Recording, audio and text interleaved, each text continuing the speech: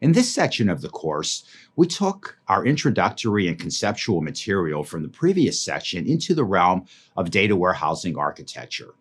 We explored several different architectural options, including centralized and various decentralized ones, along with the relative trade-offs of each approach.